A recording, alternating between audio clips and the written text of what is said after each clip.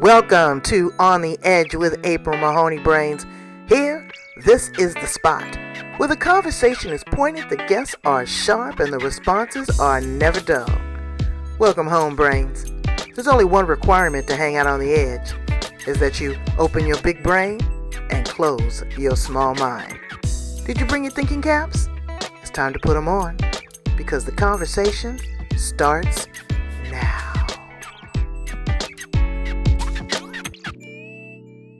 Welcome to On the Edge with April Mahoney Brains. You're back at the spot, the place where the conversation is pointed, the guests are sharp, and the responses are never dull. Today we are going to La Jolla, California, not too far from where I live, with Sharon Hinckley. I'm so excited about this, Brains, for a couple of reasons. One, because I got to meet her personally. She was so gracious. Her and her husband invited me to their beautiful home, and we had lunch. And in her garden with all the butterflies, I got to see her studio. Talk about studio. She is a watercolor artist and rock painter like no other. We're going to talk about that. And she's also a yoga instructor. But what she's been able to do through all of this metamorphosis of change is change her life and change her health back to wellness. So she's going to give us some of the secrets that she's uncovered to help her regain the fountain of youth. Let's welcome her to the show. How are you, Sharon? Well, thank you for this beautiful introduction, and I feel very honored that you invited me to be here today.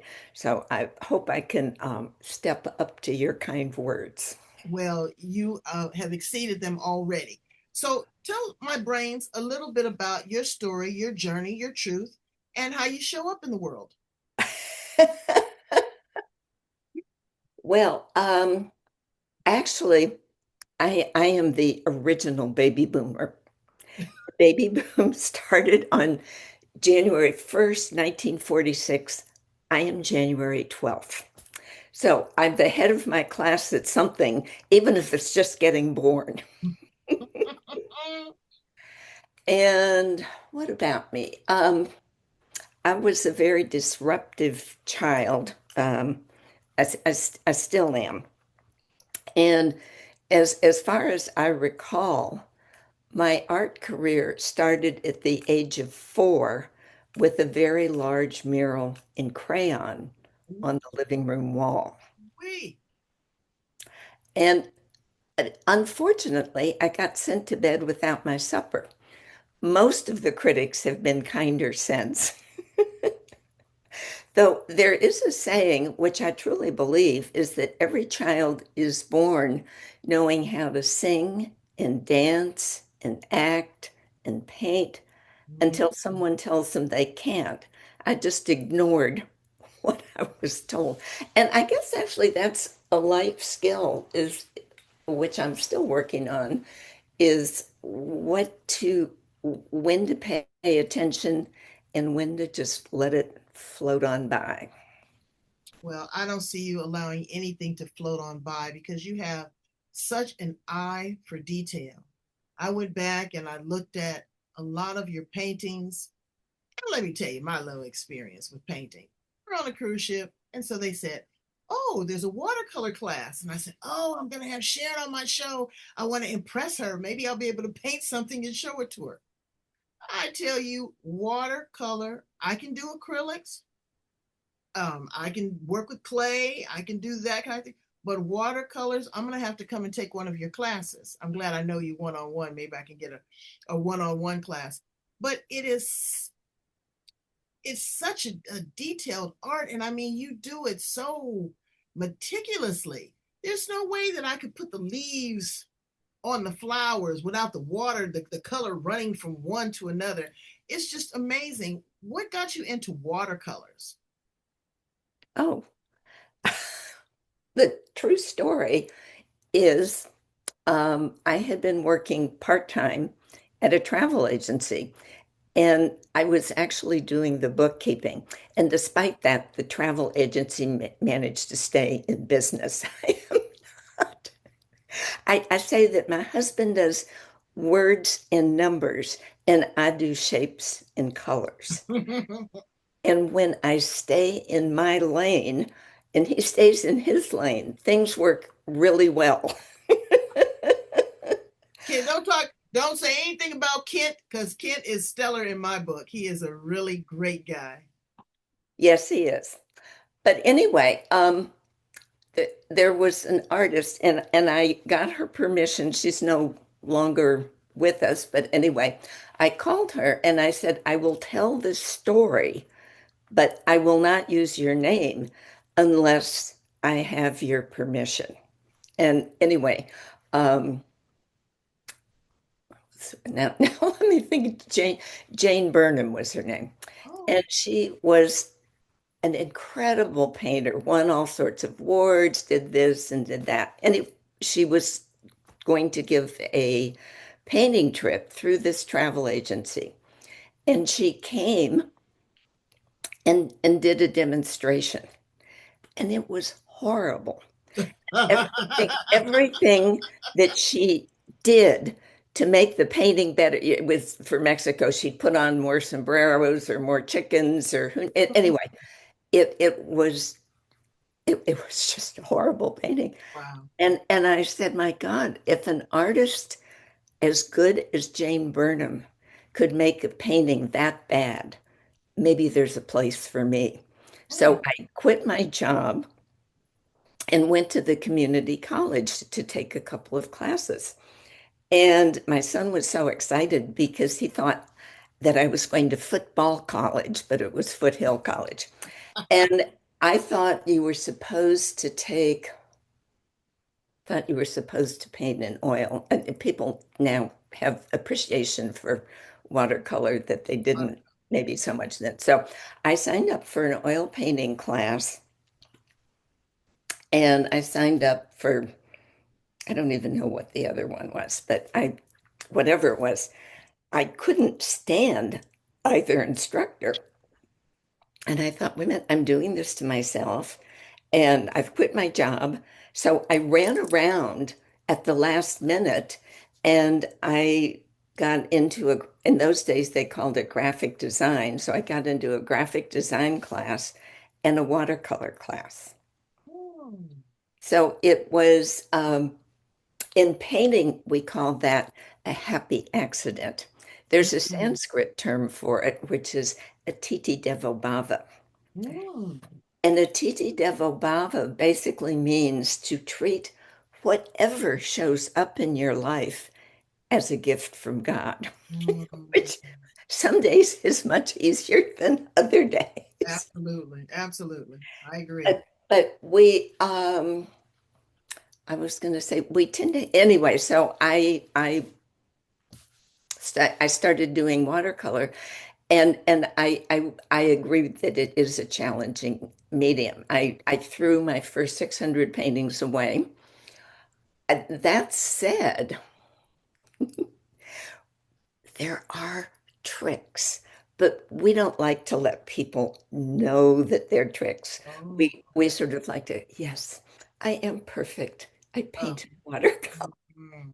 I didn't even know that you could stop the color from bleeding by just adding plain water. It would create a barrier. I mean, that was just one little thing that I learned. And I was like, wow, because my red was going into my yellow, into my green, and I was getting so annoyed. And also the brushes that you use. But you have such a delicate touch. And that is, it's beautiful. So you said you got rid of your first 600. And so Mhm. you've probably sold 1,200 since then because you got some beautiful works. Are you still doing shows in around the country or the world or La Jolla? When the pandemic happened, well, I guess everyone got locked indoors, and I started teaching painting online. And I am currently having, I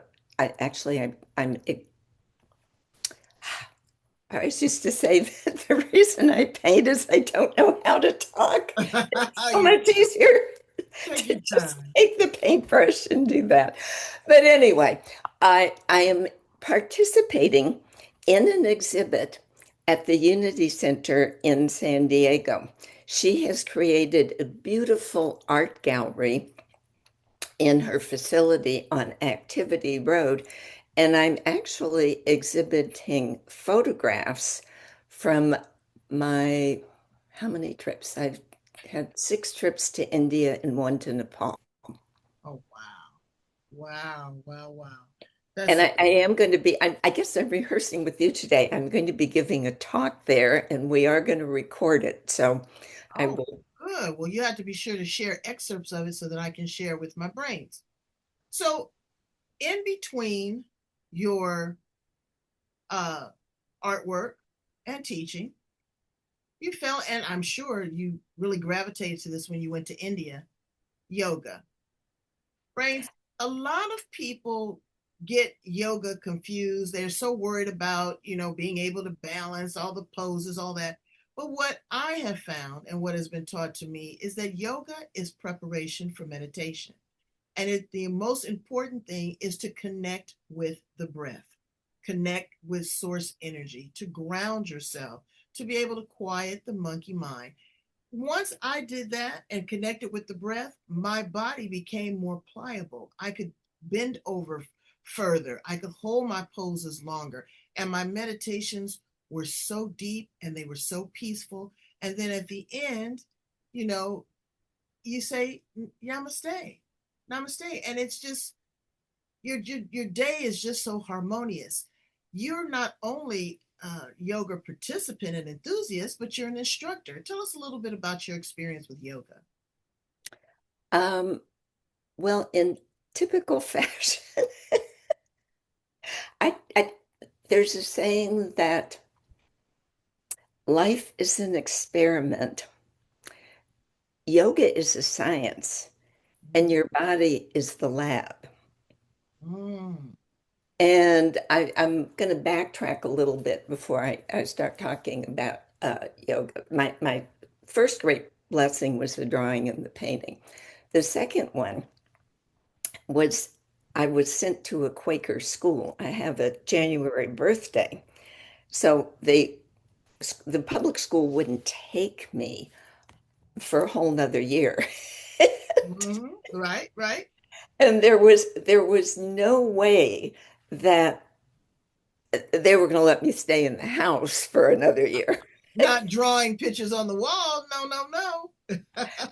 Anyway, so thankfully, I got sent to a Quaker school. And in my opinion, the Quakers have both spirituality and education rock solid. I was very grateful that I had that experience. And their plan was when I reached seventh grade, and for some reason, the law, and things that are legal and things that are, Right. are ethical and practical occasionally are related occasionally. Anyway, they were going to send me to public school. And I had kind of a rough time in the lower grades because I actually ended up skipping first grade and I already knew how to read, but you learn arithmetic in first grade. I still don't know how to add, but anyway, we're rolling That's on. why Kent's the number guy. Yeah, yeah, yeah. It was, yeah, I was wise enough to pick someone who knew how to add. So, but they were going to send me to public school. And by the time I was in sixth grade, I noticed that I was getting something that the kids in the public school weren't. I was getting an incredible education. And so there were several acts of violence on my part to keep me going to the nonviolent school. Mm. And they finally realized that they were just going to have to suck it up and keep sending me there. So for that, I am truly grateful.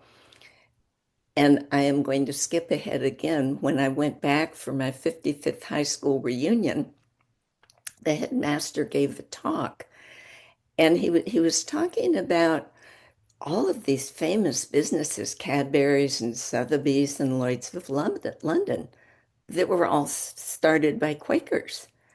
Mm, And everyone in the room is like, huh? We didn't know that.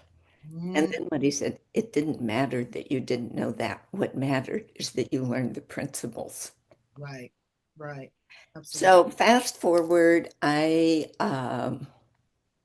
went to college in California, met Kent, traveled back and forth from one coast to the other for a while. And what year did we? 1978, we moved to Taiwan. Mm, okay. And we were actually there at the time of derecognition. We went to China the year that it opened for Americans, Oh, wow. and everyone was still riding bicycles, wearing blue jackets, Mm, and calling each other comrade. mm, mm, And in those days, you weren't allowed to be on your own. You either, if it was a young group, they walked you around, or if it was an older group, they drove you around. mm, mhm, mhm, And by that time, they had refurbished the Temple of the Sun, and it was very nicely done. But we kept driving by this just decrepit looking pagoda. mhm, And I asked our guide, well, what is that? mhm, What is there? And anyway, they conferred and they came back and said it's no me has no meaning, which I subsequently figured out it was the temple of heaven. But the reason that I am What? saying, There? Well, it's been refurbished since I've been there. Yeah, it's yeah, yeah. But they the reason I'm telling this story, there's there's usually a reason I do something that's not always the direct thing. But anyway, um, I am very concerned about what's happening now, and I think we need to start writing down our history to make sure that we somehow enliven and revitalize democracy. Mm, So, just a footnote. But talking of going to circles, I wrote stories about life in Taipei because it was very different right. from what I had known and grown up with. And I eventually had my own car, but in the beginning, I took taxis everywhere. Okay. And I was always going around in circles. And I thought, oh, yeah, foreigner, they're just, trying to get more money. They're driving me around in circles. When I got my car, I realized you could not go in a direct line. You had Mm. to take the long Had to way stay in a around. traffic circle, right? But I also think this art, the idea of linearity is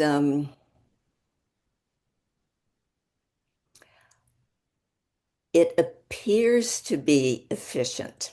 It appears to be efficient. Mm. But I think the power of the circle is so much stronger. Is so I can much see it. stronger. Yeah, I can understand that. So anyway, we were in Taiwan for 3 years, and then we moved to Tokyo. Mm. And when I lived in Tokyo, I absolutely thought I had died and gone to heaven. I Everything the Japanese do is aesthetic. Even the way, and I still wrap trash bags the way I learned to do it in Japan. Mm.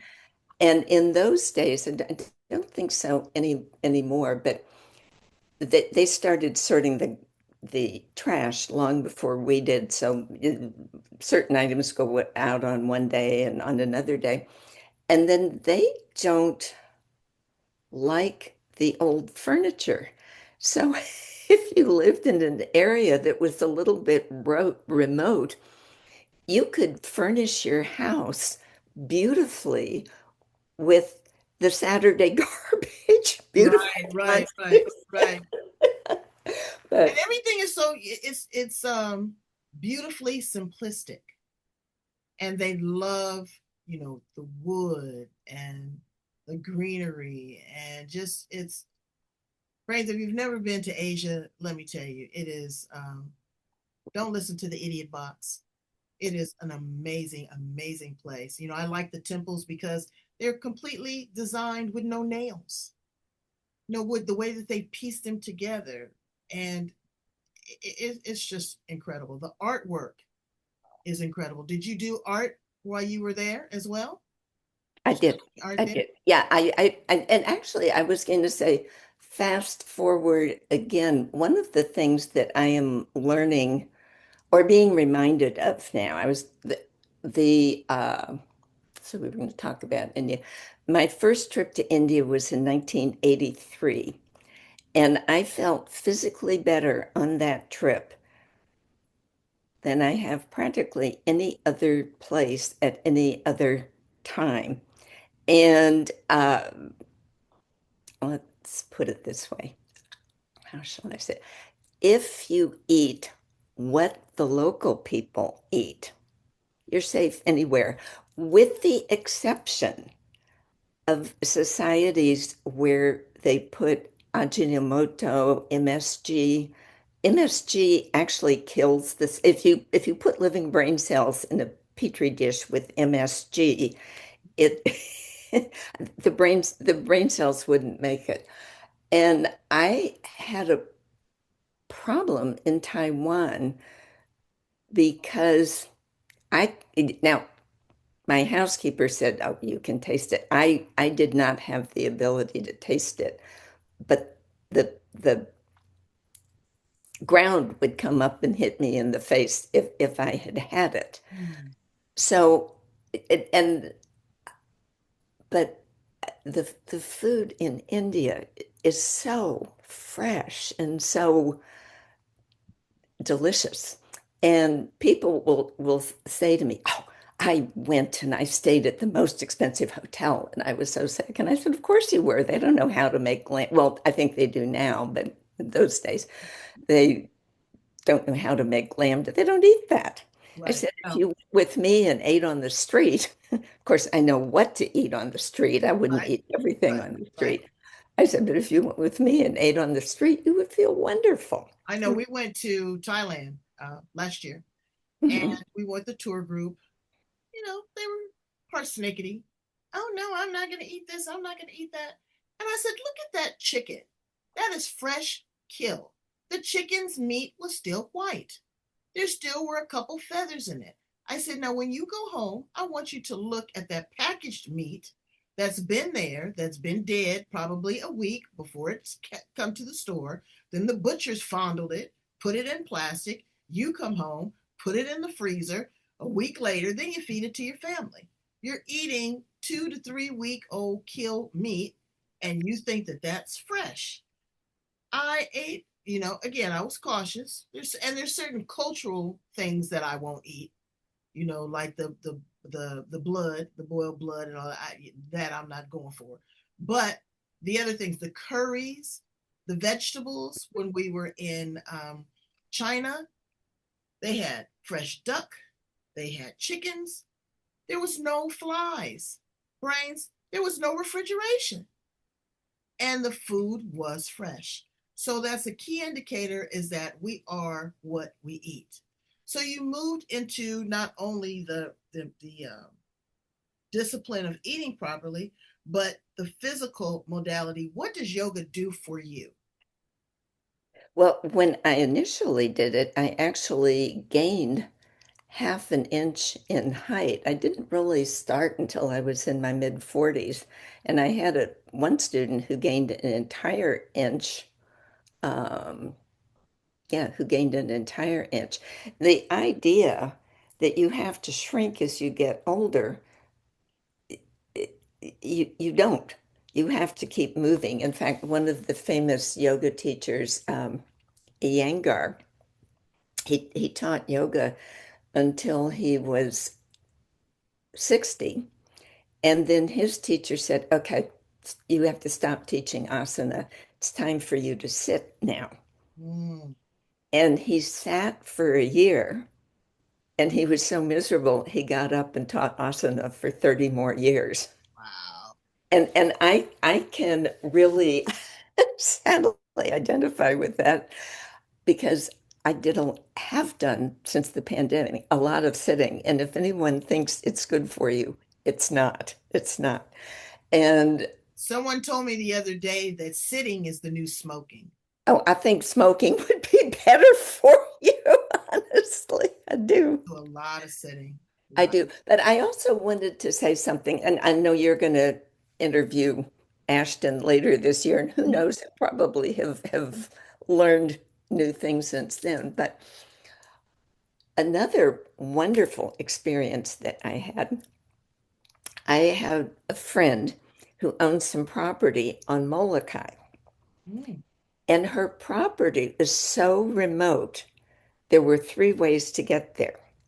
You could hike through the jungle for 3 days, which I did not do and don't desire to do.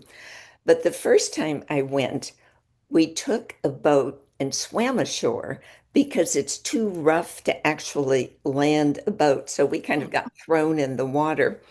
And I was I think, what do you call it? The tenderfoot or the greenhorn. I was the new person in the group. And she when she invited me, I am the sort of person who thinks I am roughing it if the Hilton is out of soap. Oh, girl, you're like me. I am like, oh my God, what? No bidet? Yes, I'm that girl. But I love to be outdoors. I mean, I don't care how dirty I get during the day, but for me, the idea of camping is, I could go out in my yard and get a couple of rocks and a spider and put it in my bed. I don't know. But Mhm. anyway, I had this opportunity to go, and I made some sort of excuse why I couldn't. And then, anyway, I did go. And I said, the only thing I know how to do, I am a sailor, so I know how to tie knots. Other than that, I know nothing. If you want a knot tied somewhere, just point and I can do that. Anyway, it was such a delightful experience. And we did have an emergency radio, but this was for everyone was carrying one of these everywhere they Right. went. So we went to bed when the sun went down, and we got up when the sun came up.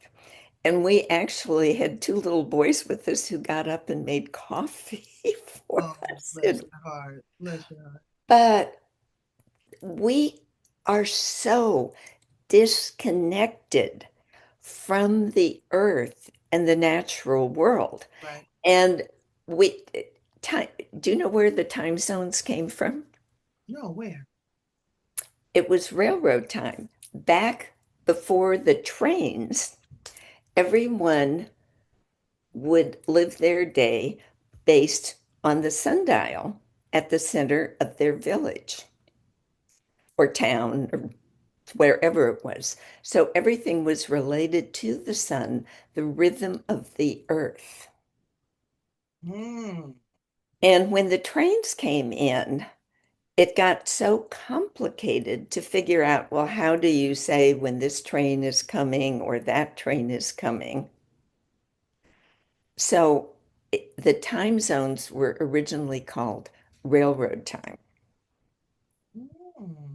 Well, that. And one of the things that Ashton and other people now are starting to talk about is eating natural food, eating what is from the earth. And what you were saying, eating food that is fresh as opposed to has been sitting around forever and ever and ever.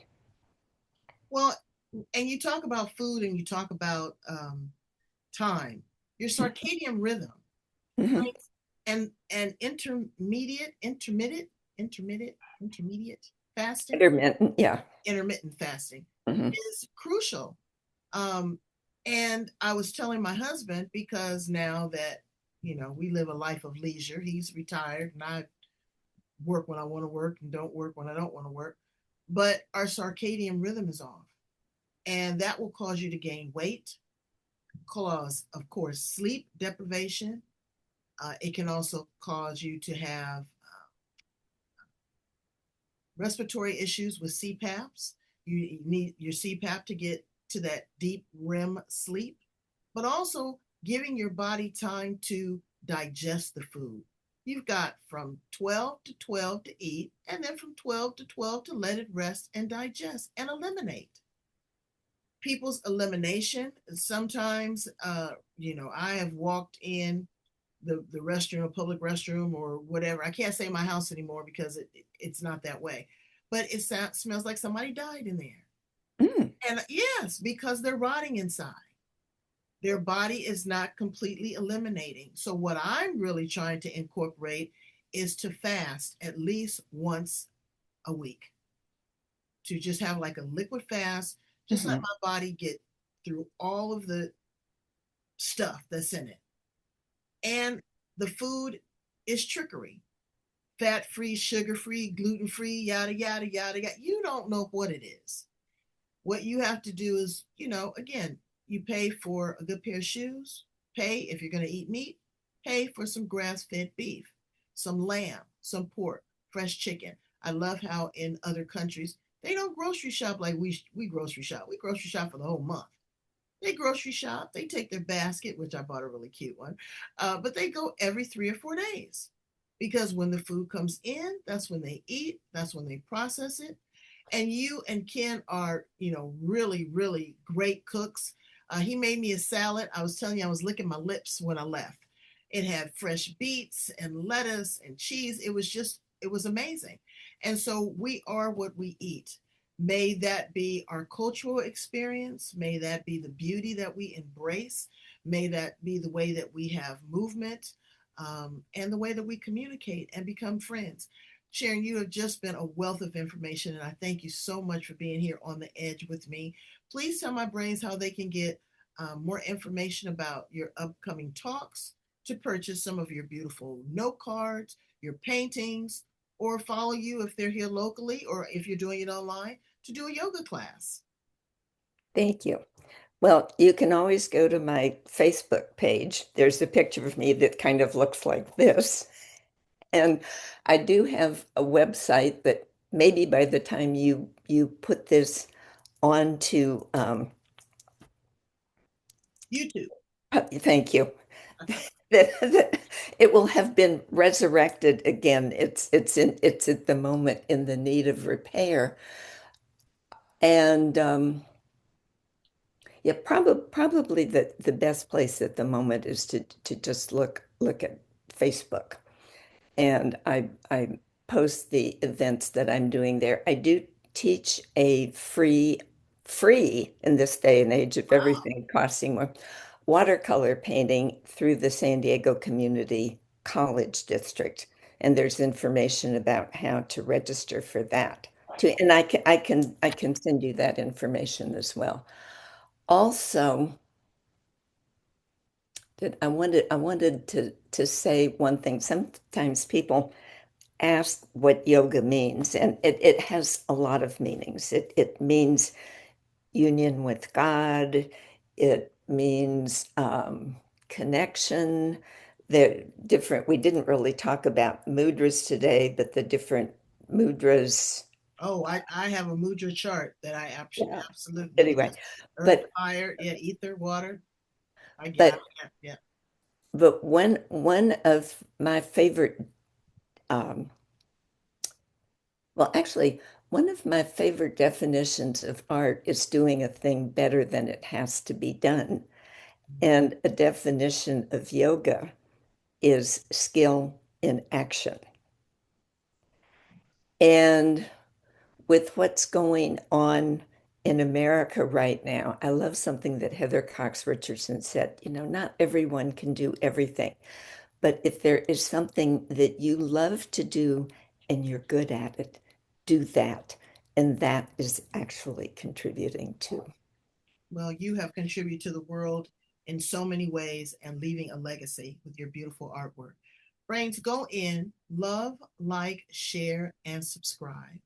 Love, like, share, and subscribe. I want you to go in and just take a look. I'm going to insert some of Sharon's work. It is just, it's beautiful, and it does not do it justice here in virtual world.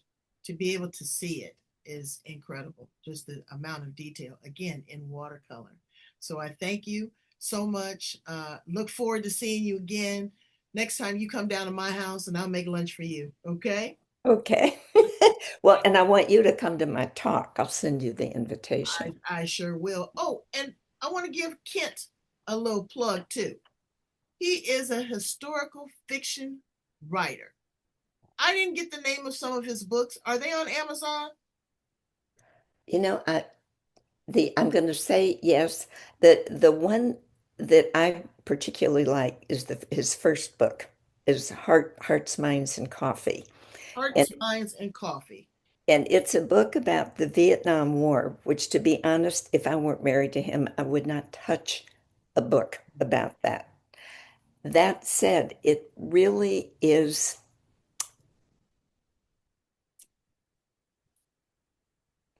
one of the things that it focuses on is enemies working together. Mm, mm, And I didn't share this previously, but before the pandemic, I had this wonderful lifestyle. I went to India in January and the Dene or Navajo reservation in August, mm. and then sort of lived in between. But the last time I was on the Dene reservation, I was having, well, and actually, technically, the last time I was on the Dene Nation, I was having breakfast, and one of the elders came and started talking to me. And he said, there are no strangers on the reservation. They're only friends. We haven't met yet. Wow, that's beautiful. What a great way to end a beautiful segment. Very artful. Thank you again for being here on the edge with me. You are an absolute jewel, and we will keep in touch. Okay? Thank Namaste. you. Bye, brains. Have a good day. Get your yoga on, or go paint something, or eat a good meal. We're counting on you. Bye bye.